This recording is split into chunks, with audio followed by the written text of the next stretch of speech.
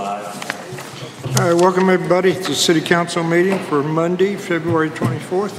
Get a roll call, Madam Clerk, to establish quorum. David Avanzino. Here. Steve Holofield. Here. Harry Meyer. Here. Rochelle Moyer. Here. Susan Gruning. Here. Terry McLeod. I'm here. All right, if we can stand for the Pledge of Allegiance. I pledge allegiance to the flag of the United States of America and to the republic for which it stands, one nation, under God, indivisible, with liberty and justice for all. All right, get a motion to approve the agenda. So moved. Get a second? Second. Mr. McClung made the motion and Mr. Myers seconded. Any additions, corrections? Hearing none, all in favor, signify by saying aye. Aye. Any opposed? I get a motion to approve the minutes for February 10th. Move we approve the minutes for February 10th, 2025. Second. I got a motion and second to approve the minutes for February 10th. Any additions, corrections? Second. Hearing none, all those in favor, signify by saying aye. Aye. Any opposed? All right, so moved. At this time, I will give a state of a city.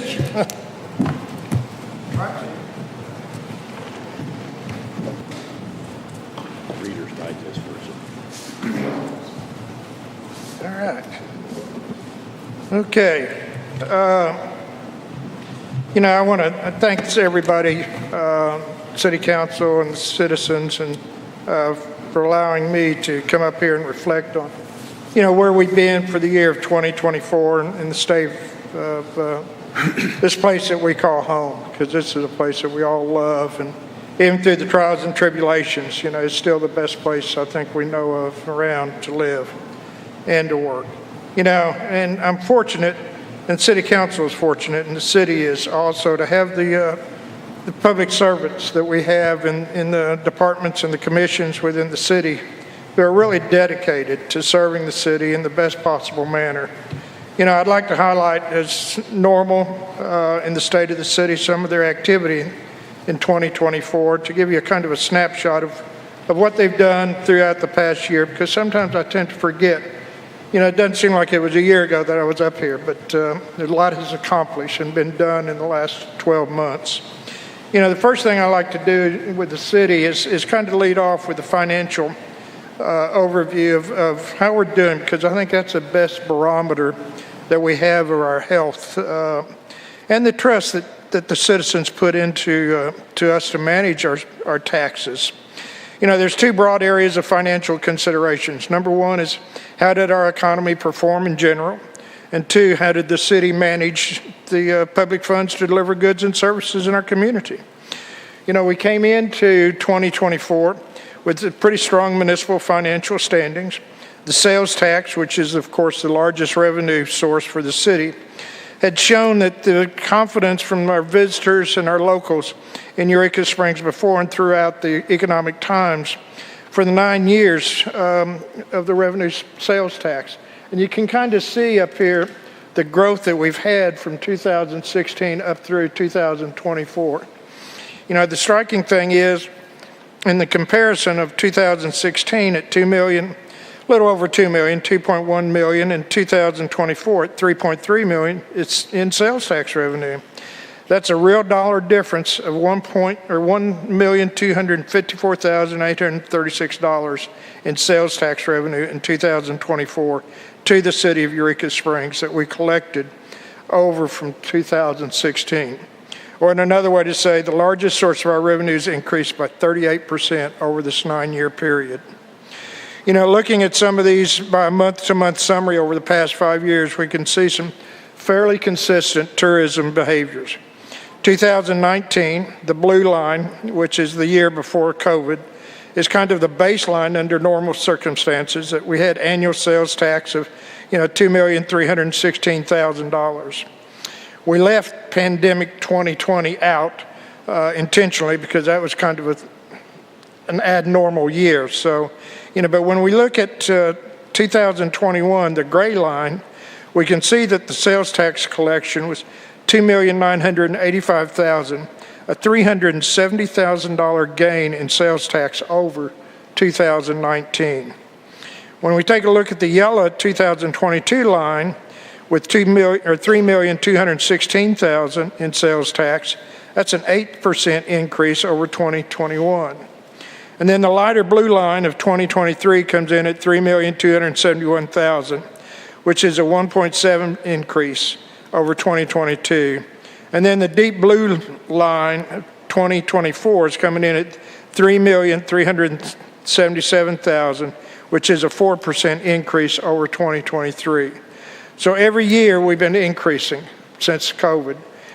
And I think if we look at this slight increase in 2024 over the revenues of 2023, we can see that it runs pretty even. But if you look at the months of April, May, June, July, and August, where we posted gains in those months over the 2023 sales tax revenue. And in particular, you look at October, and you can see a real net gains of nearly $18,000 collected in 2024, which is pretty impressive, as October has always been our strongest month historically for tourism. And then we finished out 2025 with a strong fourth quarter. And in fact, we just got our sales tax for this recently, and we had a 6% increase in December, which is amazing. It's the best December that we've ever had. And again, I don't know whether that's from what we were doing around Christmas, New Year's, or what, but a lot of people were coming into Eureka Springs during a time that was normally our slowest time. And this is a time when we used to, be able to worry about what's going to happen.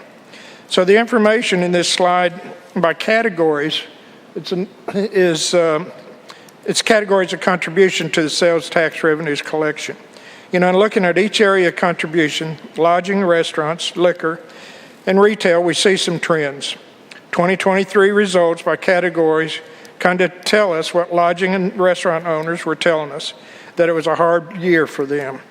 And we had surprising breakout with the retail with a strong posting for a gain of 2023. 2024 was another strong year for retail, posting an overall 29% contributions from this category.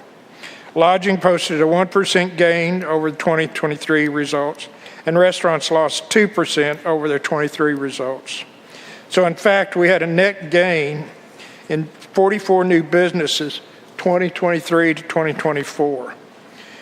Turning to our second area of financial overview is how the city manages the public funds entrusted to us to deliver the goods and services to the citizens.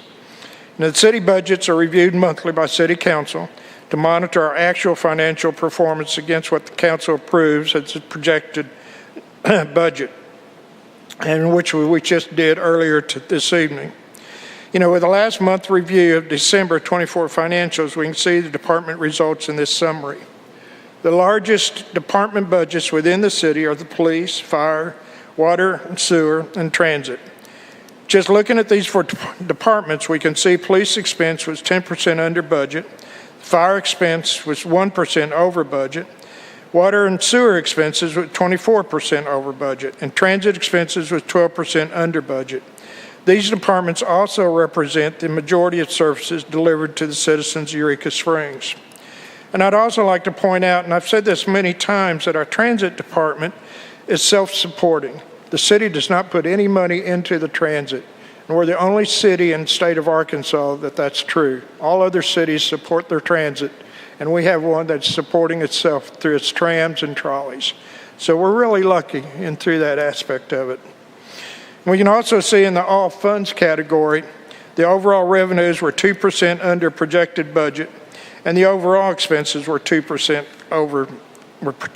over projected budget at the same period. And a lot of this goes to our finance director, Michael Akins, for providing all of us, the city council and department heads, the timely and good financial reports that everybody can look at and make these short-term corrections that are so important. There was a time 6 or 7 years ago when the department heads didn't receive their monthly budgets, and so it was hard for them to adjust and tell what was going on. Today, because of Michael, they get that monthly report and they can tell exactly where they are, just like the council can look and see. Now, I do want to go ahead and give kudos to all the department heads, and especially the finance department. This is just came out today. We just received our 2023 legislative audit report, and they gave us a clean bill of health, a clean audit in all of our commissions and everything. So again, that's good. With the help of Michael, and Michael and myself sat with the legislative audit several times, and I know the commission did too. But this time we received that clean bill, which is always a good thing to have. So the worst thing to do is have to go down to Little Rock and talk to the legislative audit about why you're screwing up. So we are real excited to see that one come in today. When we get into our department and commission overview, we look at our police department. Under Chief Billy Floyd's leadership, the police department had a productive year, as we can see by their annual department statistics.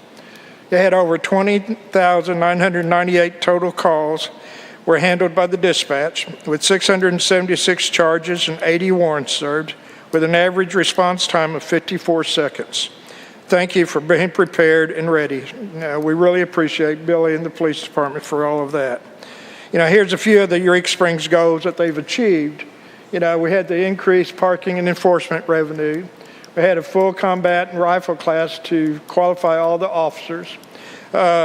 We've installed and launched new body and dash cam systems. We received a grant for outfitting the new patrol vehicles. We got the bike cops back downtown, increasing the police presence and business checks for the people down here.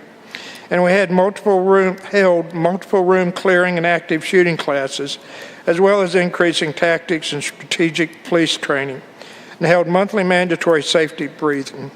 Also went out to the school and worked with them a lot, and keeping them safe and working through some of their exercises in through there.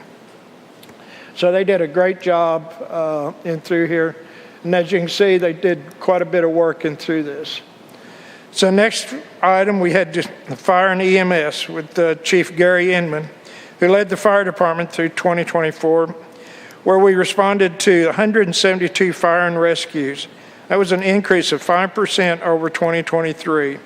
The EMS volumes was also up by 11% from 2023, with 1,777 calls for service.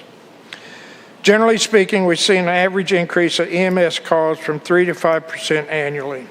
The 11% increase in EMS calls in 24 is an unusual jump. And we're trying to look through the data to see what anything's treading, see what we can shed any light on, see if there's anything we need to be aware of and through there. But a few of the Eureka Springs Fire Department goals that we achieved in 24 is on the slide, and I want to focus on a couple in particular.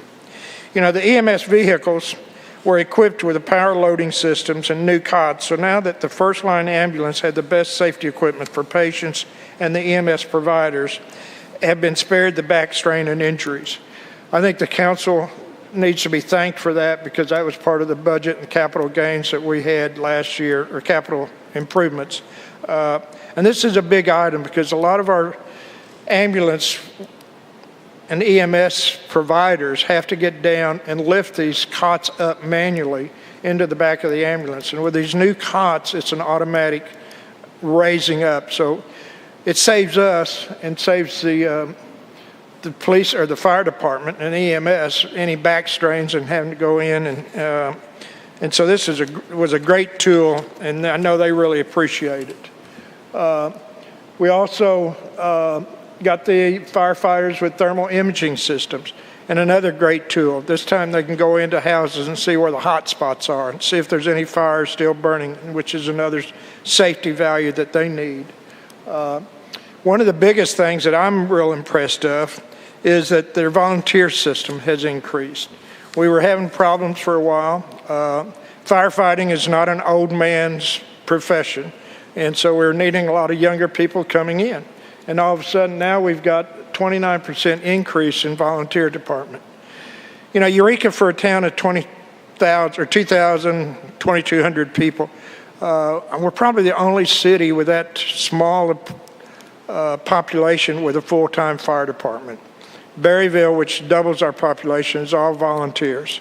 And so we're really blessed to be able to have that full-time firefighters. But we need the volunteers. They're an important part of our firefighting system. And I know Terry's on the city council was a volunteer for many years, and so a lot of others that were around here. So, you know, my thanks go out to all the volunteers for helping with them. We also, the other big thing too is that we increased the ratings for our, back up one here, if you would. Yep.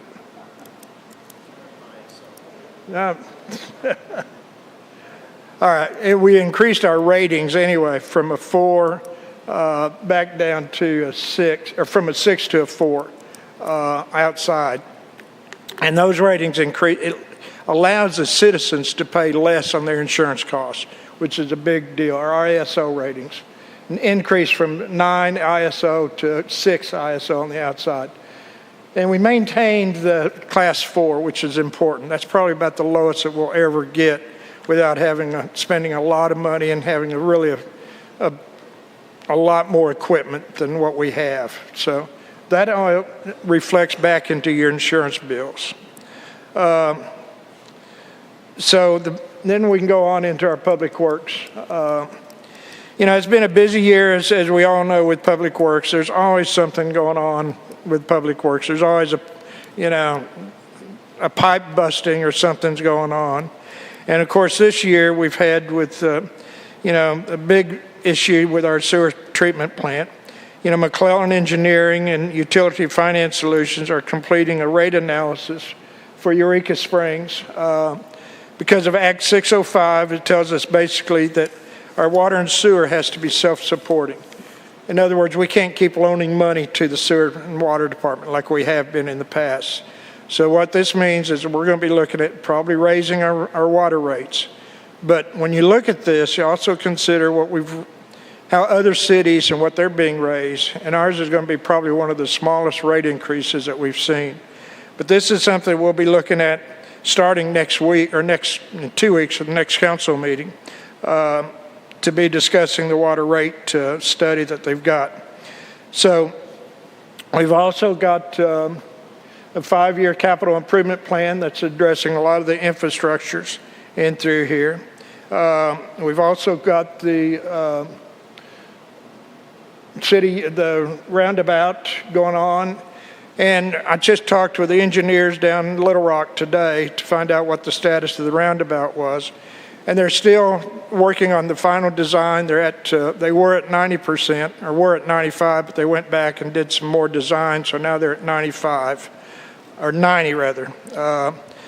And they're still working on some easements, getting some easements purchased for the right-of-way and through there. So we're probably still looking toward the end of this year, 2025, before we start seeing anything with the plans finished and ready to go out for bids on it. One of the other things that's a big deal that we've just done was a $6.2 million loan to help us with repair the wastewater treatment plant. And we know that this is a big item. We've been talking about this for a long time. And, you know, we've had this plant down there, it's over 25 years old.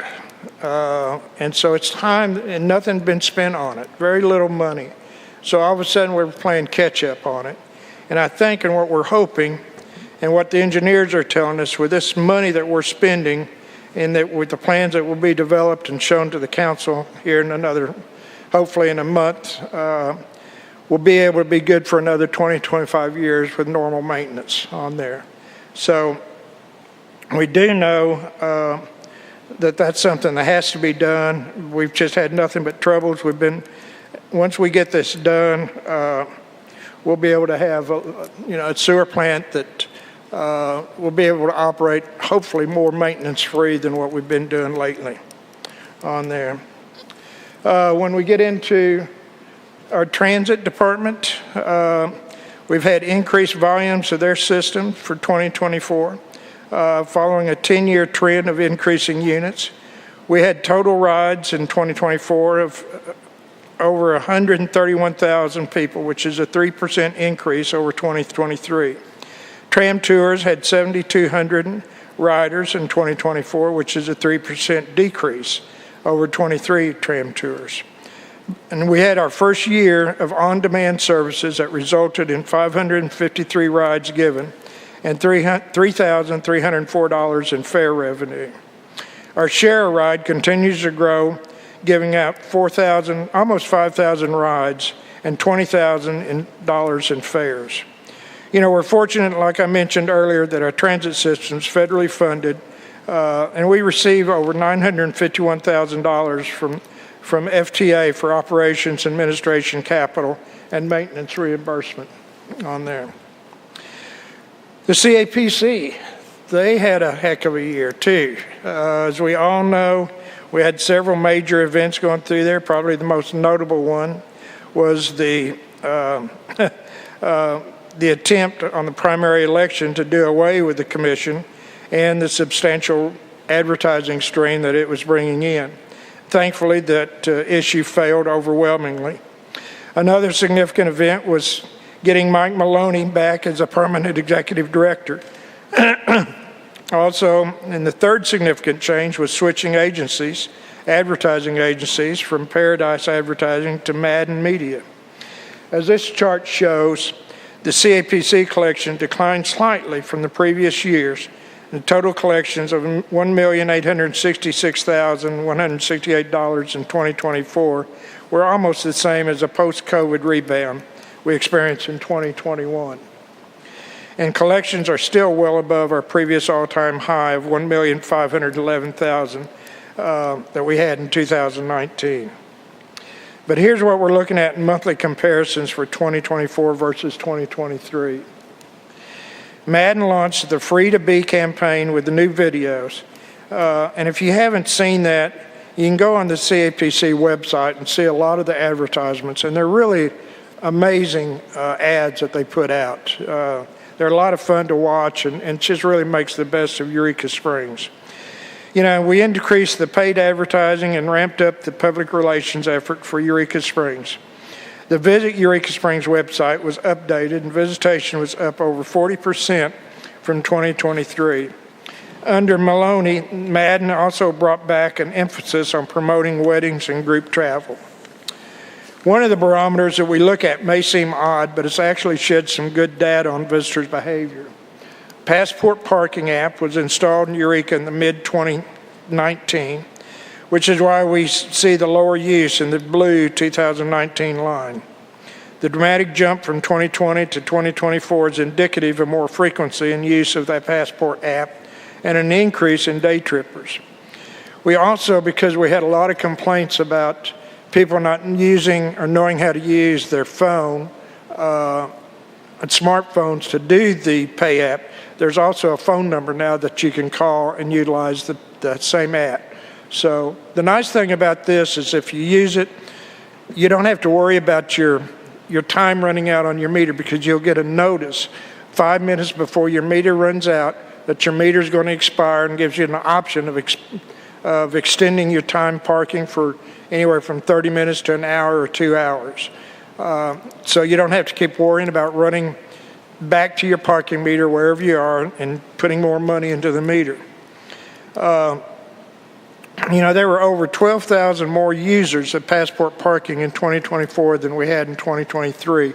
And again, I think that's as we get used to the meters and seeing that. We're seeing it all over the country. And I think Passport Parking is one of the nicest apps that I've seen. With all that said, and something I've circled around better, you know, visitors are continuing to show their confidence in Eureka, you know, before and through these times. We know the composition of the tourism in Eureka is always changing, but we're always grateful for their shopping confidence. You know, I always said that Eureka Springs is the original outdoor shopping mall. They make shopping centers now that pattern on communities like Eureka Springs, except they don't have the hills, but it's all individual shops.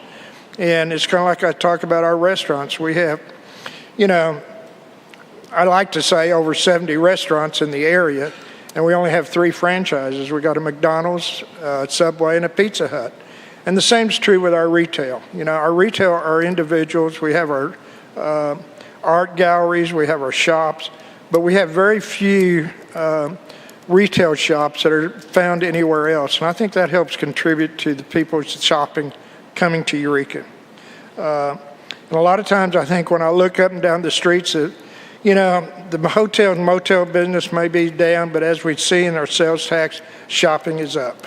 So, and I think a lot of it kind of segues way back into the next subcategories, the Eureka Parks and Rec Commission. You know, they had a pretty good productive year led by Sam Dudley. You know, the accomplishments for parks in 2024 is pretty long, and a lot of broad areas are mentioned up here, and I'll just highlight a few of them. But with the thanks to the CAPC and the Eureka Springs Preservation Society, Eureka Springs Arts Council, and the Abishon chapter of the DAR, there's a lot of improvements being made in the Basin Park and the band shell. If you've driven by in the last couple of days, actually the last week, you'll notice that there's a lot of equipment up there, and they've torn out all the concrete. We didn't know we were going to be able to do that. And they're getting ready to plant some more shade trees.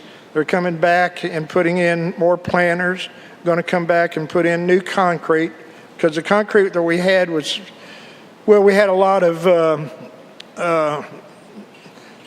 it wasn't very flat. I mean, it's typical Eureka Springs, but a lot of it was broken up and a lot of it was becoming trip hazards. So they literally have torn out all the concrete and are getting ready to repave it. They're going to do, the benches are being restored. You know, they're making that, the southern entrance was completely remodeled, new steps on there. We had new stairs to the band shell that were restored. The historic fire bell was restored and a plaque added. The big rock, the historic quartz monument that's right underneath the band shell was found and brought back to the park. And we found it up in the historic museum. It was sitting outside, and so we were able to bring it back and put it back in its original location.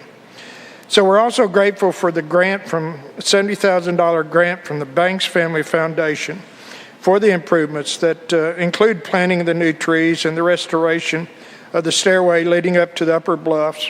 And, you know, last but not least is also getting a new Humpty Dumpty sculpture. So that's going to be coming back. In Lake Leatherwood, we've got a lot of work going on out there. They've got cabins 1 through 6, all received interior renovations. The carpet was torn out and replaced with laminate flooring, light fixtures replaced, and interior painting. Historic photographs of Lake Leatherwood have been framed and placed in all the cabins. Leatherwood Dam valve that we weren't sure whether it was able to be opened or not. We got it opened so we could actually drain the lake if need to be in case of an emergency. And then the biggest thing too is the invasive vegetation was treated with aquatic herbicide, which had forced us to close the lake in 2023. So the amount of money generated by boat rentals are now able to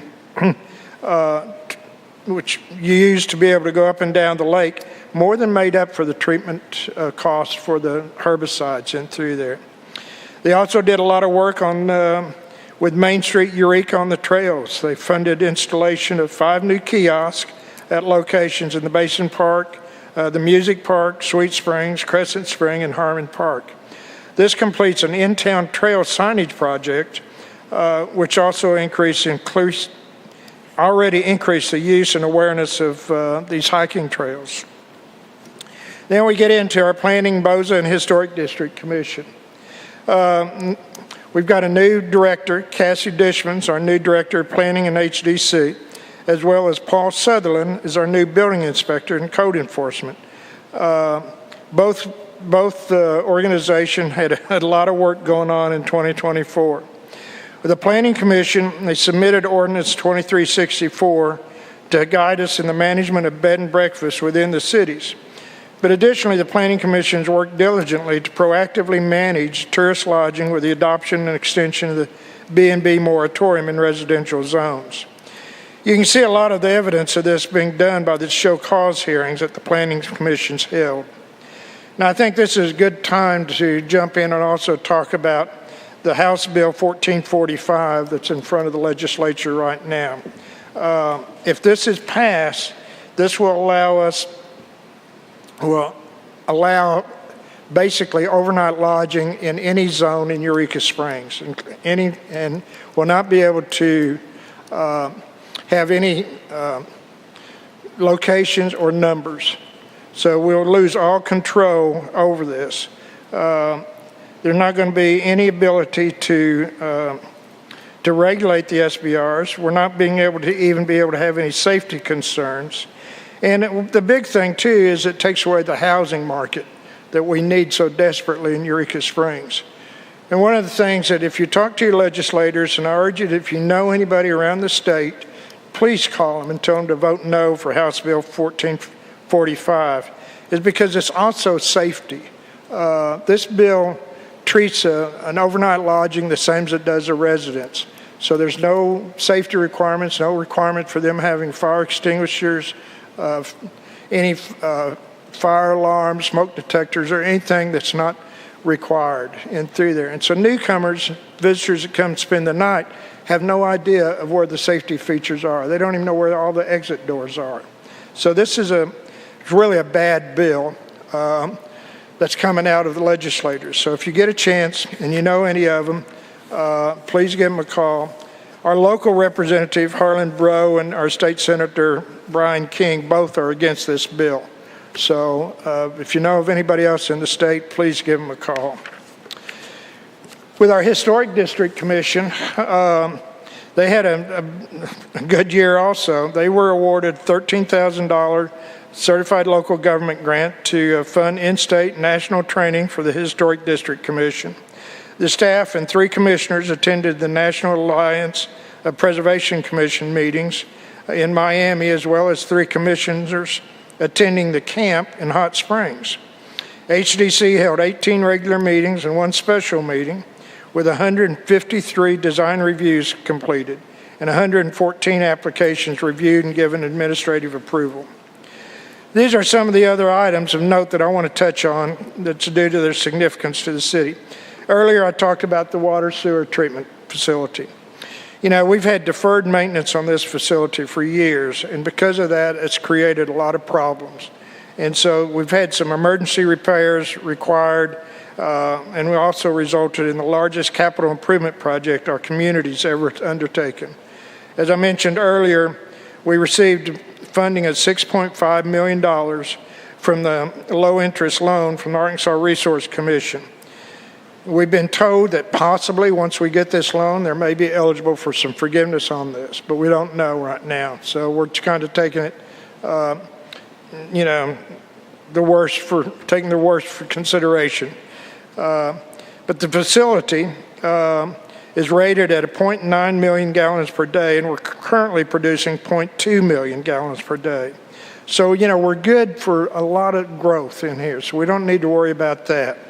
Our UV filter system, life expectancy, and the plant, after it's going to be repaired, will be probably 20 to 25 years. So we should be in good shape for that.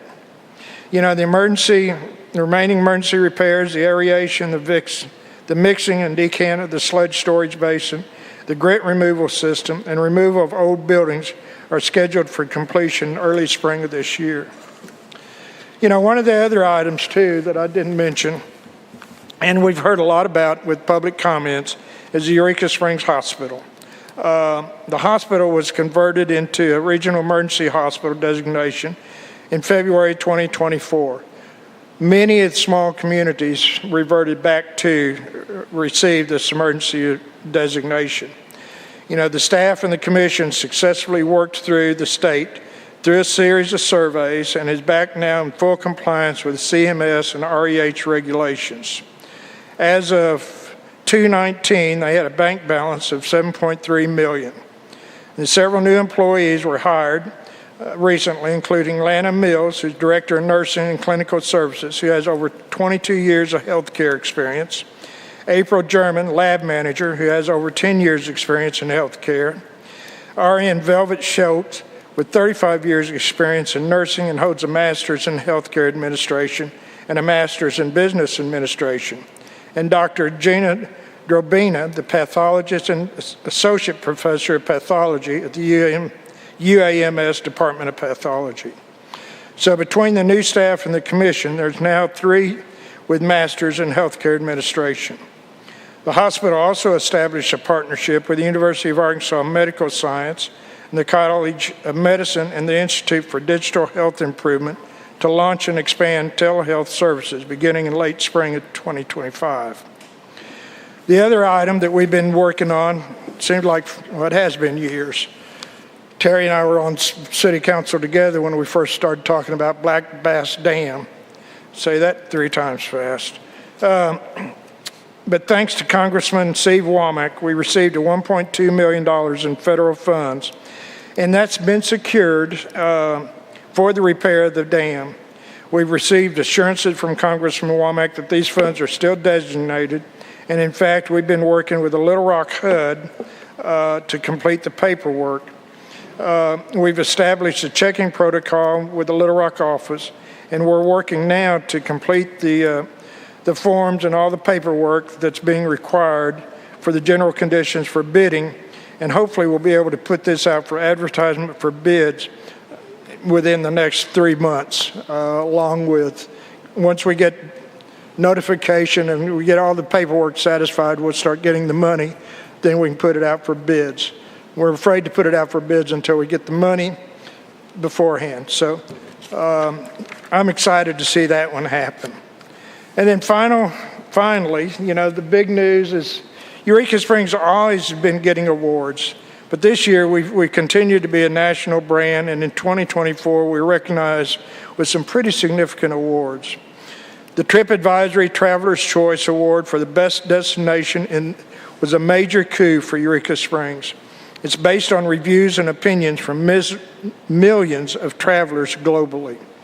The National League of Cities Award for the best city culture and diversity again put us in the national spotlight. We competed in the categories of cities with population of 50,000 or less, and we got top honors in Washington, D.C. Again, that's for cities 50,000 and less. And our little town of 2,000 got one of the top awards. So I think that's to be congratulated for the entire city. Money Magazine listed us as one of the top 50 cities to live in the United States. U.S. News and World Report named us the most LGBTQ-friendly city in Arkansas. We ranked number 1 as the coolest town in the Ozarks for summer vacation, and MSN ranked us as the best small arts town in the United States. And speaking of art, next week I'm going to have the honor of receiving the Arts Community Development Award from Arkansas Arts Council at the Governor's Arts Award Ceremony in Little Rock. You know, the best part of my job as mayor is to promote and showcase our talented artists and creative people. And I'm honored to accept this award on behalf of all of our artists and our community. Our thanks to you for your artistry and your distinguishment to the community. You know, there's a lot of other remaining projects and activities and efforts and areas of focus within the cities.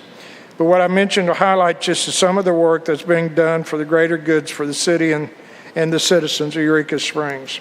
I'm excited for the future of Eureka Springs, and with the help and support of the citizens and the City Council, we will continue to make Eureka Springs the best place for all of us to live. And I'd like to thank you for the opportunity to speak today and to serve as mayor of Eureka Springs. It's my honor to do so. Thank you all.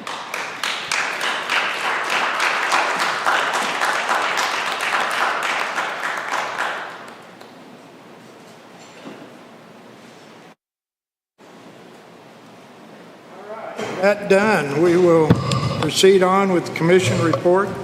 And we have a nomination for Kathy Handley for the HDC. That should be in your packet. I would like to, Mr. Mayor, Yes, ma'am. I'd like to go ahead and nominate Kathy for that position. Okay. I'll second. Now we've got a motion to Ms. McClung to nominate Kathy Handley and Mr. Myers second. Any further discussion? Yes, sir. Yeah, I don't know Miss Hanley, I'm sorry. So I'm not going to vote yes on someone I don't know, haven't had a chance to talk to. So I appreciate it if we wait till next meeting. That's fine. So I can at least talk to her. I can just don't withdraw feel. the motion, that's okay. I don't, Okay, appreciate it. sure, absolutely. Thank you. Withdraw the second, withdraw the motion. I'll withdraw the second. All right. We'll bring her up at the next council meeting. All right, that brings us up to our public comments, 3 minutes. Per citizen, please, sir.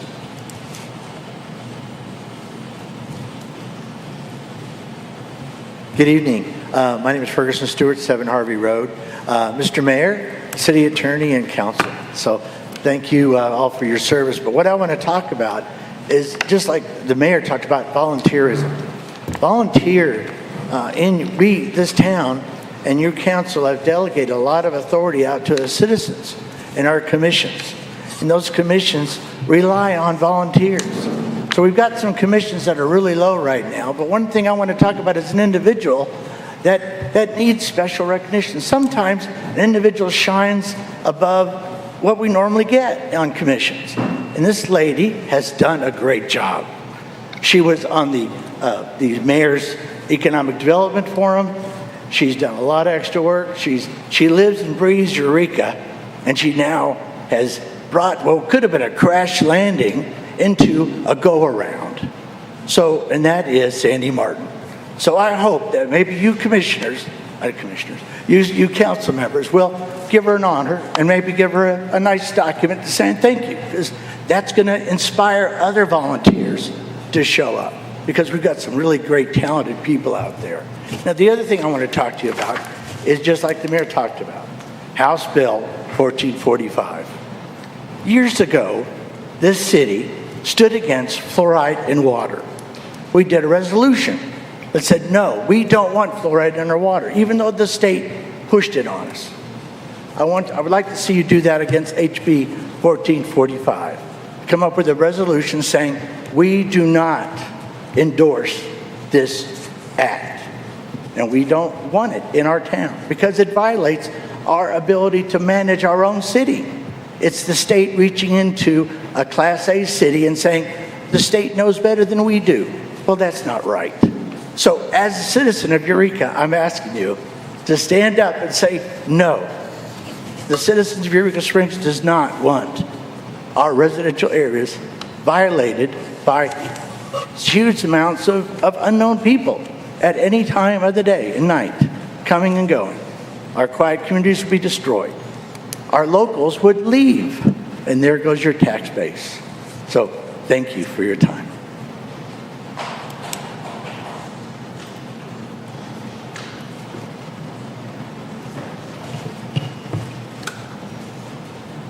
Hello.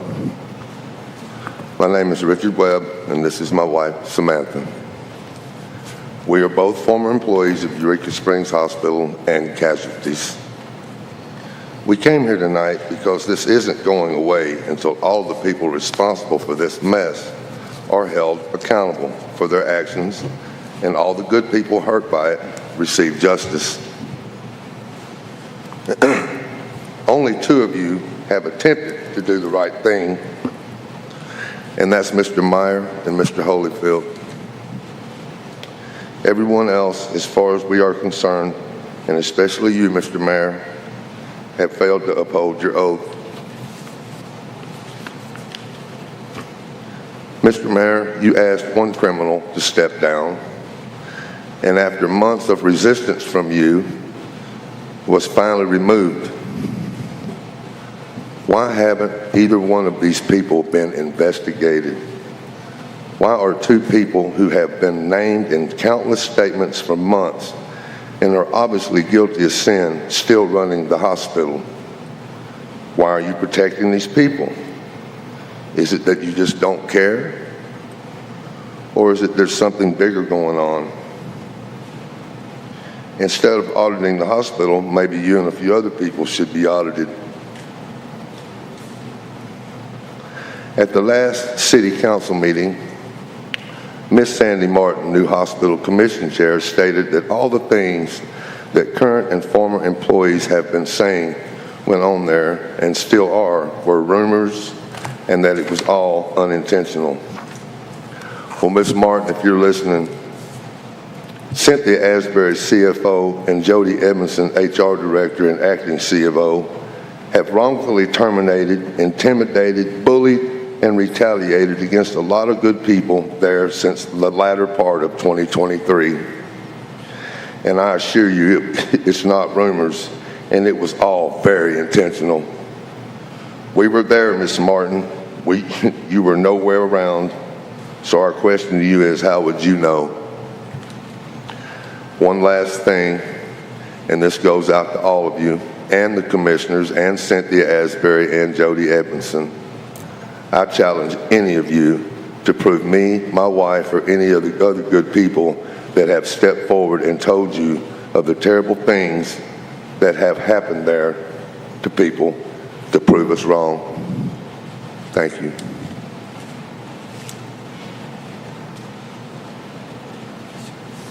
My name is Samantha Webb. I was a former medical records clerk. You guys already know that. And I agree that Eureka Springs is a great town. What I don't understand and will never understand is while we talk about the parks and the events and everything going on in town, what seems to be swept under the rug continuously and not looked at, even though there's been so many of us coming up here to talk, there have been emails sent, there has been a letter sent, there are nurses who are trying to get people's attention, and nothing. Sandy Martin comes up here and says, it wasn't intentional. They left because of this, they left because nothing is being done. I don't understand that. I will never understand that. This is a historical hospital. Nothing. We can talk about all of this, and that is great. But I don't understand why it's all being ignored. I don't get it. But I was reminded today by someone, and she's young, she's in her 20s. They don't like change, they don't like confrontation. Nothing's gonna change. And this is a hospital. There was a young woman who was involved in a car accident this weekend, and I'm gonna let her tell her own story because when she heals up, she wants to do that. She was threatened with jail twice when she didn't want the attending physician to touch her. That's not okay. You have a CFO and a CEO who are not credentialed. A high school graduate and an accountant. Are you kidding me? Why are they still there? Why are we hearing about this? This has been going on for so long. News only came out in November. But I experienced it. My husband experienced it. It happened. And Sandy Martin has the nerve to come up here and say, it wasn't intentional. It was most definitely intentional. I guarantee it. Are you serious? We need help. And I don't understand why that's not up here too. I don't get it. I will never get it. It's like a Peyton place. It is beautiful to look at, but there's corruption and greed, and things are not okay. And we're not here just to spin our wheels. We are trying to get someone's attention to go, if we care so much about the town, can we care about the hospital? Just a little bit. Just a little bit. Can somebody care a little bit to say, yes, this needs to be investigated. Yes, this needs to be looked at. I don't understand. Thank you.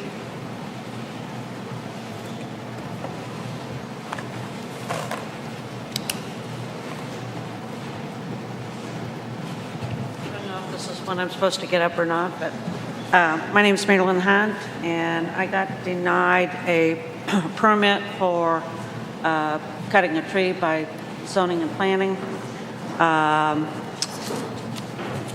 I think I did send an email to the city clerk. I think she was going to give you all a copy of it. Is that correct? Yeah, you're, You're on the agenda, I'm on the agenda, so I should be waiting. yes. Okay. Well, if you have 3 minutes to say something, if you want to talk for citizens communication. Oh, okay. I just wanted to try to get it done. I think that when you've got the arborist and the city inspector both saying it should come down, it probably should come down. The roots are pulling up the road. Need to speak into the microphone. I'm please. sorry. The roots are pulling up the road, which to me indicates that that root system is pretty unstable. And it's leaning like this, where it would take off one of my bedrooms, basically. So I'm hoping that you will consider allowing me to take that tree down. I've got 2 other beautiful trees just like it that are within 10 feet of it. So I'm not like defacing the property. Thank you.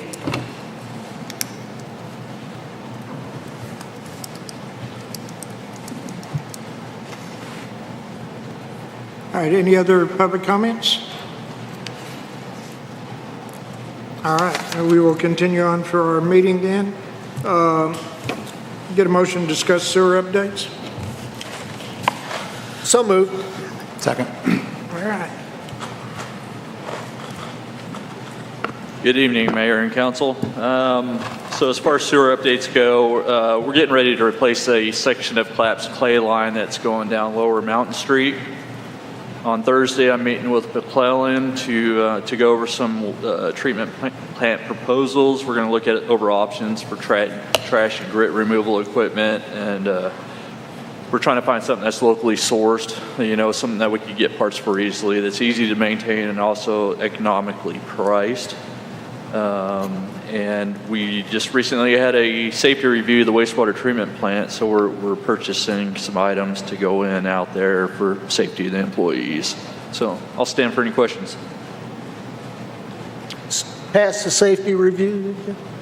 Yeah, we did have to make some improvements, such as blocking access to some of the old buildings out there and stuff, which we've done.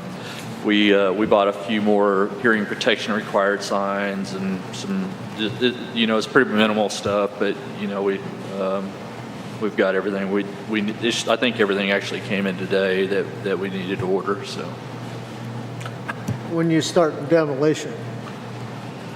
I don't know. I'll probably know a little bit more about that on Thursday. So I think saying that all this is going to be completed in the spring is a little bit hasty. I think it'll take the better part of a year to get all this done, because we will have to wait for the slower time of year again to drain out the SBRs to clean those out, and they still have to install the new piping and stuff. So it's probably going to be next year spring, I would assume, before all that construction's done. I figured that you could start demolishing the stuff that's not in use right now at any time. Yeah, we've got to make sure we have that money on hand. There's been a lot of issues with that kind of stuff, and we want to make sure that we have that money on hand before we push that out to bid, but that'll be coming up pretty soon.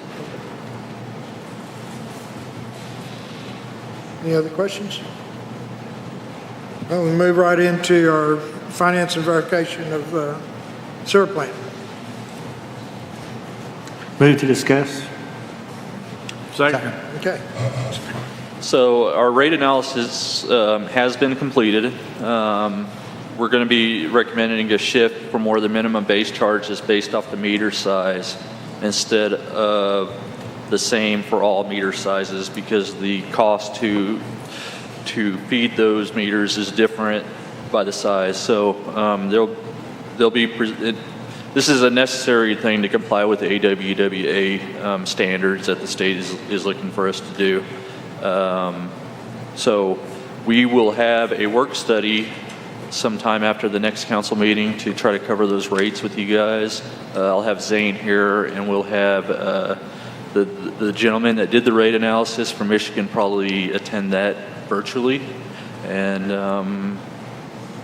that's about where we're at right now with that. So I'll stand for any questions. Mr. Holyfield? So I know we got the loan, $6.2 million, which is great. Mm-hmm. And then, but I think, so the rate study is going to look at paying back the loan? Yeah, it has to. It has to? Yeah. There's no other discussion about any other alternatives to paying that back, or Like in regards to what exactly? any other ways instead of just, doubling and quadrupling the water rates to say, So they're not going to go up quadruple. The rate increase is actually very minimal. The impact to the average home is just going to be a few dollars a month. I mean, it's not a huge increase. We're sitting pretty pay good. back 6.2 million? Yeah, yeah. And I think you're going to be surprised when you see how much rates are scheduled, projected to increase in July, I believe, is when the first one is recommended. And it's not terrible. It's not a terrible increase. I mean, Give us a hint, what's not terrible? well, yeah, 5%? for the average house with the 5/8 meter, you're probably with water and sewer together, you're probably looking at like a $5 increase a month. So. The report will define that, is that correct? Yeah, absolutely. So we Let's do have wait on spread- that. We'll have it 2 Yeah. weeks, so Okay. then we can really. We have to prepare to pay that loan back. I mean, we can't, there was discussion about finding alternative ways of funding. We can't. It's an enterprise fund. It's got to be funded through your water and sewer rates. That's the premise of the regulations and the reasons that they do that. And, we can't take parking money and give it to the water department to pay for, or sewer department to pay for those improvements. It's just not acceptable practice according to the state, federal, AWWA requirements, so. And we're fortunate too, I think we'll see when we say a rate study, and you've been reading, if you followed in the newspapers, some of these cities are having, $20 and $30 a month raises and more. I mean, some of them are paying around $100 a month in water rates. So we're going to be, I think, lucky. But all of it is based on your 605 funds where it has to be self-supported. So we can't take, and I talked to Mr. McClung about that too. We can't have a sales tax paying for it because it's got to be something self-supporting. So, I believe our old sales tax is paying for a previous bond that we got before 605, so. well, that was The before bond's paid off. Yeah. We don't have a bond on water, wastewater right now, No, we don't. so. Well, we got a bond that did do the original, That was before Act 605 came in too. yeah. And then we had two more that were tied to the water bill. Yeah, but what I would like to do, if with council's permission, is have a 5 o'clock meeting at the next time for the water rate study on there. So, Okay. Thank you. okay. Any other questions for Simon? All right, thanks, What sir. about item number 3? Yeah. The water? Yeah. The water updates. So we didn't really do a whole lot. I don't have a whole lot to report on. We've been fortunate not to have a whole lot of breaks. We do have an 8-inch ductile iron line that is across the road from the gravel bar. We have a utility conflict with the gas line company. They were out there today working on it, trying to locate. They don't know where their gas line is. So hopefully, I know at 5 o'clock they called it quits and headed home for the day, but hopefully we get that located in the morning, get that water leak fixed. But yeah, we're kind of at the mercy of Black Hills Energy right now, locating their line, and hopefully we get that taken care of so we can do what we need to do to fix that leak. So, any questions? Any other major leaks? Nope.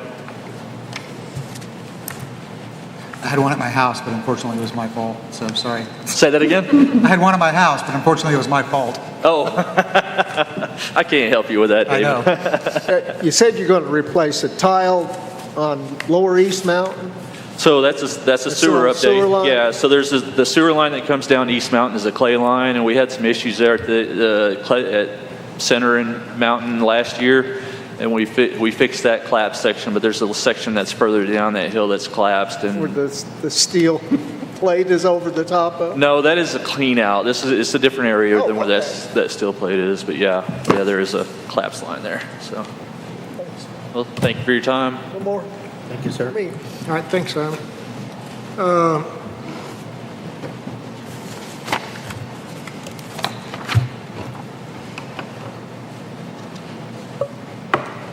Mr. McClung, did that take care of the water leak remediation? Okay. That brings us up to our new business. We got an appeal for a BOZA decision on the tree cut at 70 Clay Street. Motion to discuss. So moved. Second. All right. In your packet, you have a letter from Marilyn Hunt to the city clerk. You also have a BOZA staff report.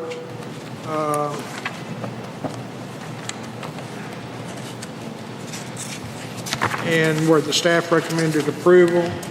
You've got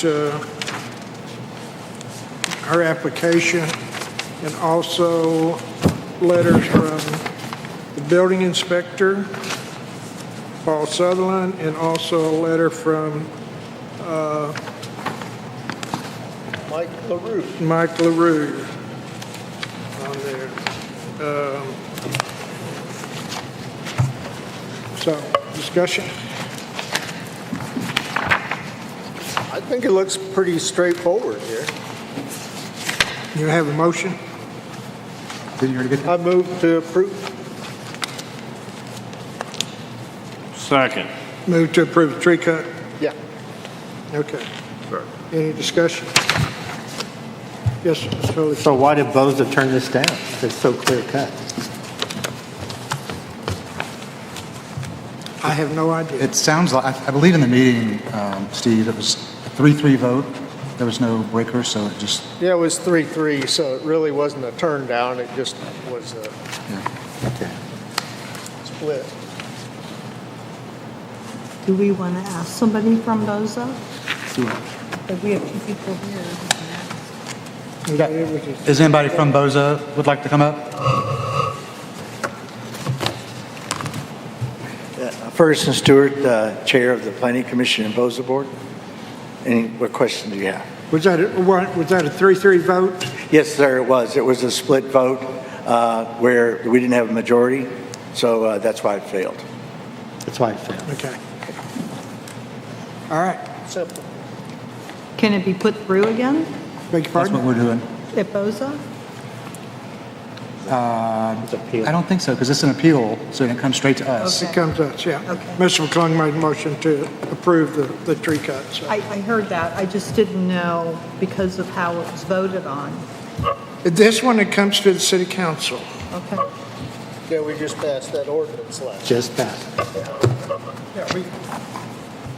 We passed an ordinance to allow this because it was unclear. It was previous that the appeals would go to circuit court. Yeah. Well, that's inappropriate, and other BOZA things go straight to the council. Right. So all we did was move it in line with BOZA, so appeals come here. Yeah. Any further discussion? Just one point that this, I may be right on this, and I may not, but there's one vacant position on the planning commission. That's correct. So if you got 6 people on there, 3 threes, you can't ever get more than the tie. You know, unless you get 4. Unless somebody changes their mind. Yeah. Sure. All right. We've got a motion to approve the tree cut. No further discussion. All in favor, signify by saying aye. Aye. Any opposed? All right, so moved. All right, our next item of business is a resolution authorizing a temporary entertainment district. Motion to discuss. Second. Okay. I think this is our annual spring fling that we've had before. I know it's at least the second year. This will be the second year for it.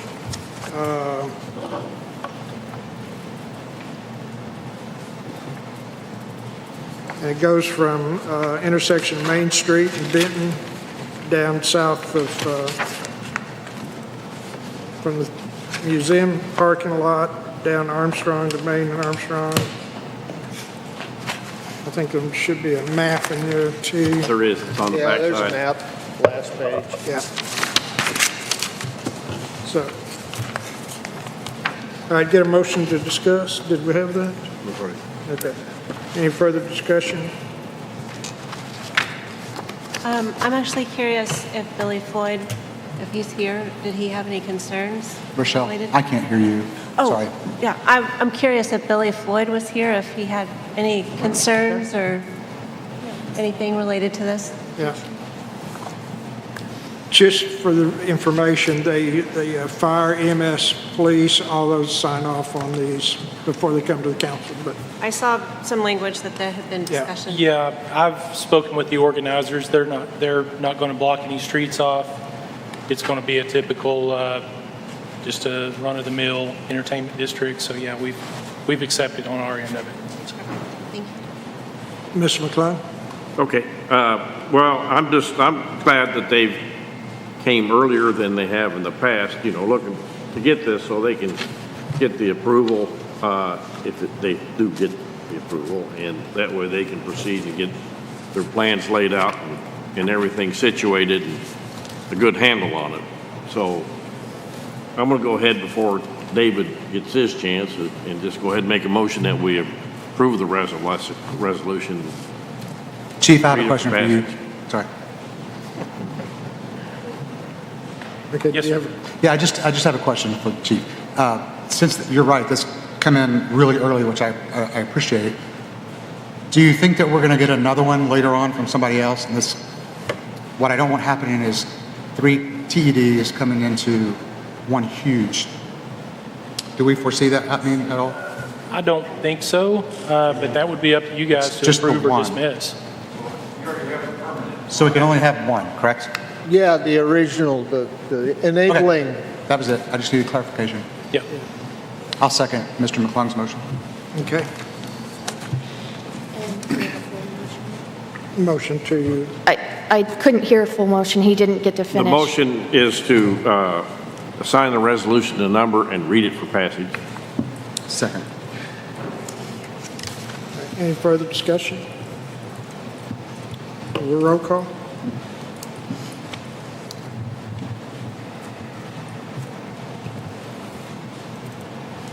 Terry McClung, Yes. Harry Meyer, Yes. David Avanzino, Yes. Rochelle Moyer, Yes. Steve Holofield, Yes. Susan Grunning. Yes.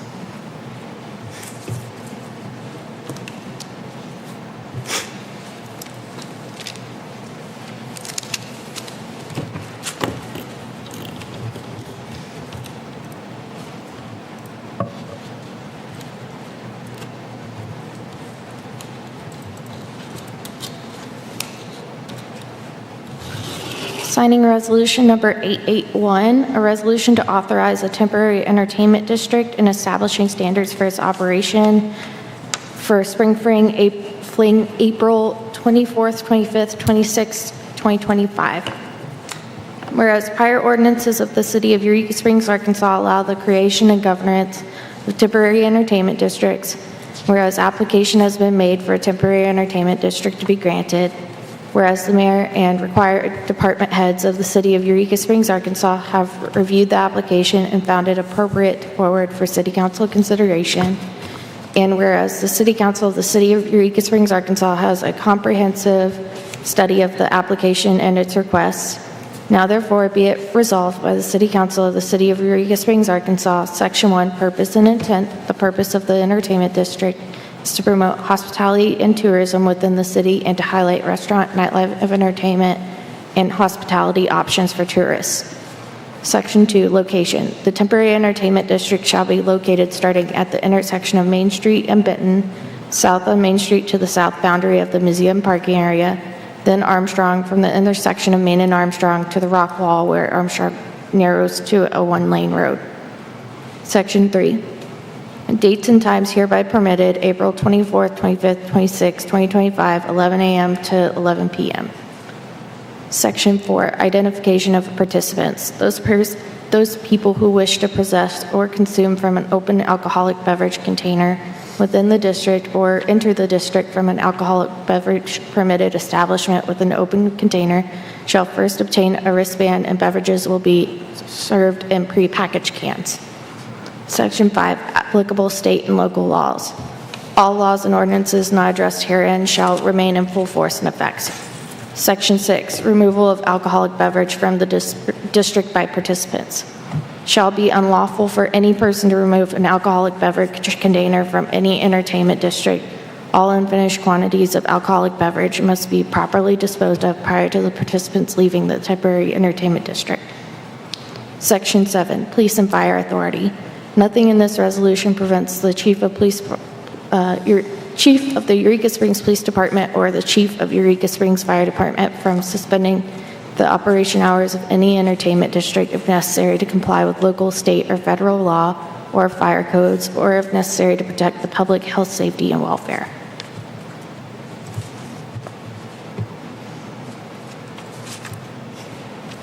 All right, thank you all very much. All right, that gets us to agenda setting. City Council comments. Mr. Mayor, Mayor? Go ahead. I was wondering, do we need to add this to the agenda, what we received before we started today, the packet of information from the city attorney? No, I'll just, Okay. Ms. Greeny? Are we doing comments? Yes. Okay. So you'd mentioned in your State of the City address about Basin Park. And I hope Parks is listening. They get a huge kudos redoing that. I can't wait to see it. I think it's going to be beautiful. I think it was smart, although I was disappointed to cancel the Mardi Gras parade, the evening parade. I had lunch at Spring on Main with some friends, and we were walking right past this building, and Mike's wife, Vicki, happened to look up, and I thought, what is she looking at? And she said she always stops after like a snowstorm to see if anything's following. Right then, a huge chunk of ice came off this building, and I was like, whoa.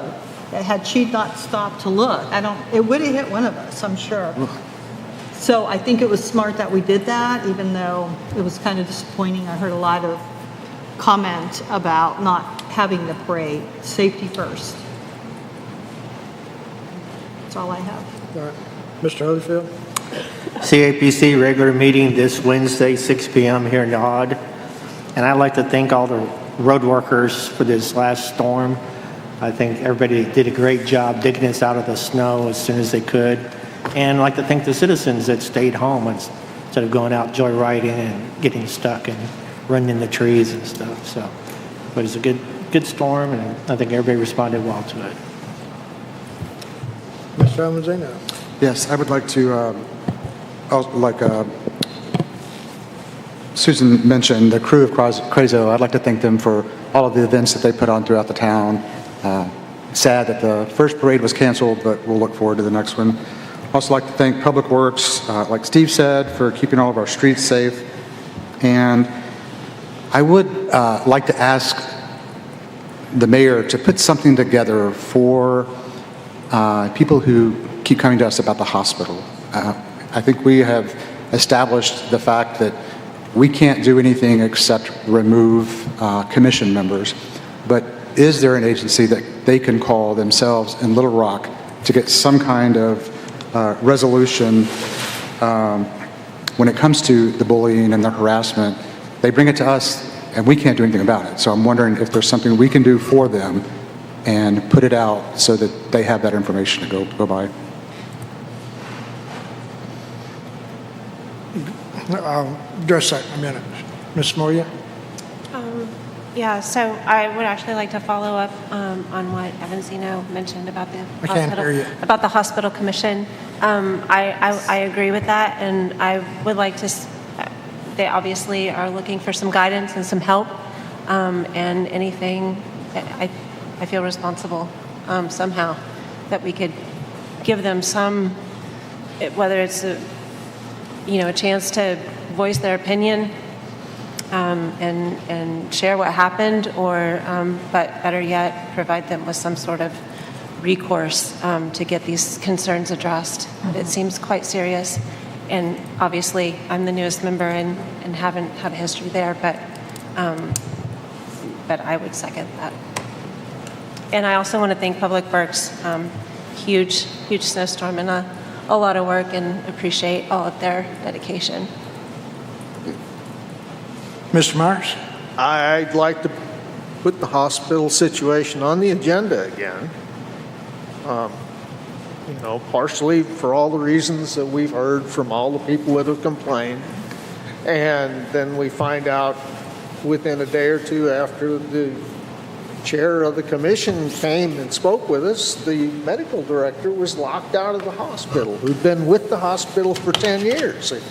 It just doesn't smell right. It doesn't look good.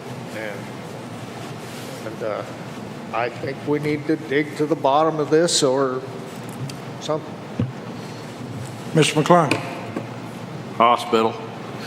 I mean, I gotta go All right. along with them. You Can't help didn't, it. y'all probably don't know, but we are being sued by members, former members of the hospital. Okay. That puts us in a position where we really can't comment on personnel issues. Perhaps And so we much, need so to much, have would you let, please, Mr. Myers? This puts us in a position because most of what's going on is personnel issues. And because there is a lawsuit, we really can't discuss Understand. personnel issues. I understand. I hate it, and I agree with you. There's a lot of complaints, and a lot of these people have been dismissed or quit and fired, and now we're under a lawsuit, and we've been served with papers. And unfortunately, that puts our hands are tied about discussing anything in public. Well, do we need to have a conference with the municipal league lawyer? If we have got a lawyer assigned by the municipal league? You are not involved in the lawsuit, so we are meeting with the The city is meeting with the municipal league We are attorney the next city week. as well, aren't we? No. It's individuals at the hospital commission who are involved in the lawsuit. Oh, the city's not being sued. I have to look at the lawsuit and see. I don't remember how that's phrased. Well, okay, if you would. But it really doesn't matter. No matter, it's still a lawsuit, and we're not able to discuss it. Mr. McClung? Yeah, so then, we'll just leave that one alone. And then, I was very disappointed that I had to miss Marty Stewart Friday night. I know it was a great show.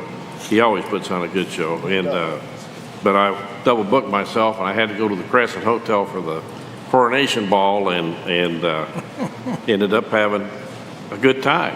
Which it wasn't really, what I thought was going to be my cup of tea, but I enjoyed myself. And Did you get a crown? No. But I didn't get crowned either, so that was good. But it was a lot of fun. Had a great meal. Enjoyed it. So, yeah, it's a fun town. Okay. All right, well, I went ahead and talked about the hospital, so that's where we stand on it at this point. The other item too, a couple of them in was discussion right before the meeting. It's unfortunate, but our wonderful city attorney turned in his resignation.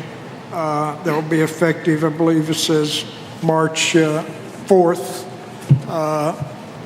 which is next Tuesday. There's no 30 days here, it's March 4th. Forrest, you've done a wonderful job. I appreciate your time and efforts and everything and your advice that you've given us. So thank you very much on there.